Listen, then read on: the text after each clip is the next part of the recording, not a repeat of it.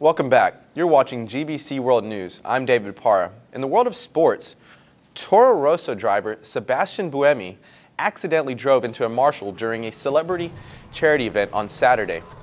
Obviously unsighted by an inflatable arch in Chiba on Japan's east coast, the marshal ran across the strait while Buemi was performing in a charity event in support of the victims of the earthquake and subsequent tsunami. The marshal tried to leap over Buemi's car before somersaulting into a fence. He was then seen to get up and walk away after stewards ran to his aid. Buemi, born in Switzerland and formerly based in Bahrain, said he welcomed the FIA's decision to reschedule a race there in October after the original race was postponed amid security worries. Obviously, I'm a racing driver, so if I can race and if there is more races, I'm always happy, because you can fight and start for a new race. So I don't mind, to be honest, going into Bahrain. My uncle is living there with his family, and I heard it's pretty safe, so I don't mind being back in Bahrain. Buemi, who now lives in Monaco, said, Buemi, who has scored 7 points for his team so far this season, also welcomed the connection that Toro Rosso has managed to build with Abu Dhabi. I think it's a great team, and if you look at the last few years, they did a very strong job in improving the car, improving the facilities. So this is definitely the objective of Toro Rosso in the future, is to get better and better. And obviously now we have good contacts and close link to Abu Dhabi. Buemi is also planning to drive through the streets of Japan's Yokohama Chinatown on Sunday as an additional fundraising event. The U.S.-Spain friendly to be played at Gillette Stadium just south of Boston on Saturday will be just that, friendly, according to Spanish captain Iker Casillas. The 30-year-old goalkeeper for Real Madrid said the Spaniards would not seek revenge against the U.S. team for the loss inflicted on them by the Americans in the semifinals of the 2009 Confederations Cup, one of the few blights on an amazing run for La Furia Roja, that who has seen them capture the European and world titles. The Spanish side will feature a majority of the players from last summer's World Cup winners, including striker and leading scorer David Villa and Talismanic midfielder Andres Iniesta, both of whom just captured the Champions League title with Barcelona last weekend. For the U.S. team, preparing for next week's North American Championship, the CONCACAF Gold Cup, the 2009 win over the European champions was an important boost in the team's development. With a similar roster, the U.S. advanced to the round of 16 at the 2010 World Cup before an extra-time loss to Ghana. Obviously, the last time we played was a special night for us, and a game that we're all very proud of, a game where, in a semifinal with something on the line, we played very well and beat a great team. The opportunity to play the world champions is special to all of us. And when you think about what Spain has accomplished in recent years, their success, the way they play, the number of great players, it's a great test for us. The U.S. kickoff against Spain at 4:41 on Saturday. Bahrain scored a public relations coup on Friday by winning back its Formula One Grand Prix, canceled earlier this year after pro-democracy protests erupted in Gulf Arab island kingdom.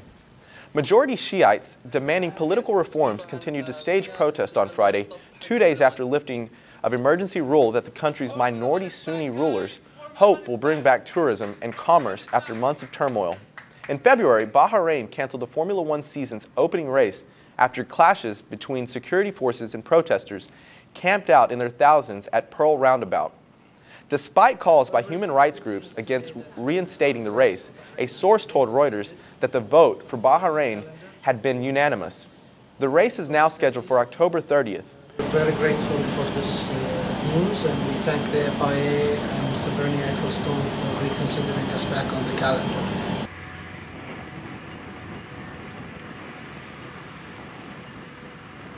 We're very excited. We're very happy to get this race back. I mean, the race for Bahrain, the race in Bahrain was always a welcomed event. It's a national pride for all Bahrainis. For us, it's a moment of uniting the nation. Everybody's shown wide support for it, including statements issued by the main opposition party, Al-Wafaq, in endorsing the race and acknowledging its benefit to Bahrain socially and economically. Al-Zayani said the race would attract 100,000 visitors, support 3,000 jobs, and deliver a $500 million economic boost. Economically, the race contributes around $500 million to our economy. Of course, this year we've suffered in the first half of the year with a bad economy, and it will be very highly welcome to come to our system again. Police fired tear gas to break up a protest by some 500 people early on Friday, shouting, "Down with King Hamad," and Gulf forces out in the district of Sanabis. Shiites say even if the emergency law has ended, they suffer from the same security measures to stop them protesting. Martial law was imposed in March after the government invited Saudi and United Arab Emirates troops to help break up the protest movement. U.S.-based Human Rights Watch and Bahraini rights activists had campaigned against reinstating the race in Bahrain, arguing that a heavy crackdown on the protesters during 11 weeks of emergency law should weigh in the decision. Collectively, we are addressing all the issues, national and international, and that is something that's very important that we learn from and move forward.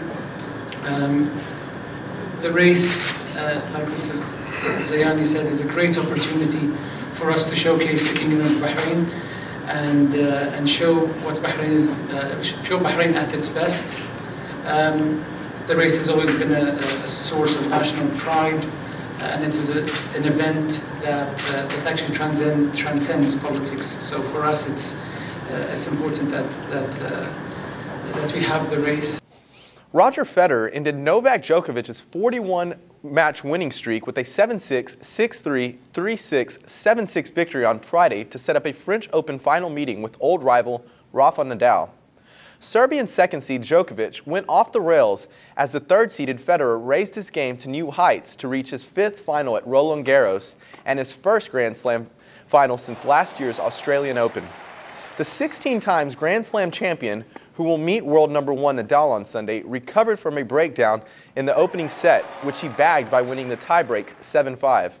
Federer, the 2009 champion, rode the momentum to break for the 3-1 in the second set, which he won after saving a break point in the 9th game with an ace.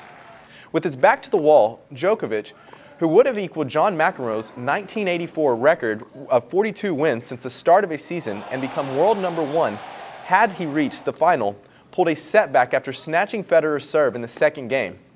Federer, however, left the crowd in awe with a superb passing backhand down the line and stunned his opponent with a second serve ace as the fourth set was thrown into a twilight shootout, which the Swiss won 7-5 with an ace. Federer has never beaten Nadal in 3 previous French Open final encounters. France stayed top of the Euro 2012 Group D qualifying despite being held 1-1 in Belarus after a lackluster performance on Friday. France have 13 points from 6 games while Belarus are second, 4 points adrift. Still reeling from a recent row over ethnic quotas in national youth academies that saw coach Laurent Blanc eventually cleared of any wrongdoing. Les Bleus were uninspired throughout. Belarus, who started their campaign with a 1-0 win at the Stade de France, had the first chance when Igor Shutov had a 20-meter drive tipped over the bar by Hugo Lloris. Barcelona defender Eric Abidal, back in the squad after having a liver tumor removed earlier this year, deflected a routine free kick into his own net in the 20th minute to give the home team the lead. France leveled 2 minutes later, Chelsea winger Florent Malouda curling in a delicate shot from just inside the box after being set up by Karim Benzema. You've been watching GBC World News. I'm David Parra. We'll be right back after these short messages.